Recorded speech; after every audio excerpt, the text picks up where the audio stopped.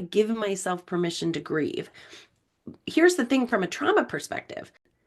Saying to somebody, just feel your feelings, when what trauma means is when you get into those feelings, it sort of, it dysregulates you, right? Another therapy word, but it's more energy than your system knows how to manage. Yeah. And then it creates this reverberation of other symptoms that you are going to spend days, weeks, months trying to sort of soothe and calm down. Hmm. So, I think it's really important to borrow from the trauma field into the scope of grief and loss because the data around who is actually suffering, what are they suffering with, is not great. I know there are people out there that are working hard to get better at that, but it's very difficult for me to come to you and say, hey, Natalie, did you need more support with your grief? If you have no idea what support could have been. Exactly. It's like me saying, what do you want for lunch? And you've never had sushi. You're not going to say sushi because you don't know sushi exists. So part of what I get really riled up about is we could be telling you sushi exists. We Hmm. absolutely could.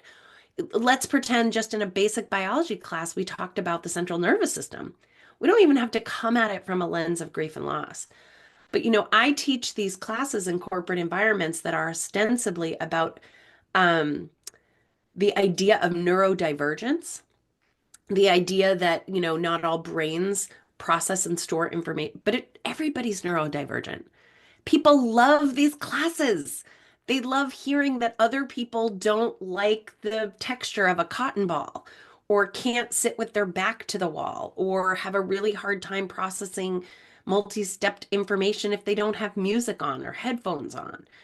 And I feel like neurodivergence is another entry point where we can talk about grief and loss without having to turn it into a grief and loss class. Now, I would love to just I'm actually creating and teaching at a high school in New Hampshire a grief and loss course where those kids are going to 5 days a week get 45 minutes of education about grief and loss and death and dying, which is just Fantastic. makes me want to cry when I think about it. I'm so excited.